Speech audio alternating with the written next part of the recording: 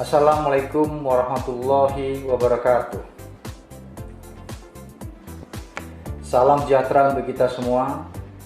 Di tengah perkembangan informasi saat ini, kita sedang dihadapkan persoalan penyebaran berita bohong atau hoaks yang menggerogoti sikap saling percaya, memicu sentimen saling curiga, ujaran kebencian, dan bahkan menyebar konflik yang mencemaskan.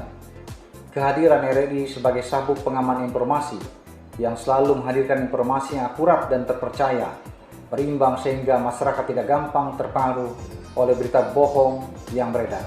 Saya Kombes Pol Zulfan SIK MSI, Kabid Humas Polda Sulawesi Selatan, mengucapkan selamat hari ulang tahun ke-76. Sekali di udara, tetap di udara. Merdeka! Merdeka! Wassalamualaikum warahmatullahi wabarakatuh.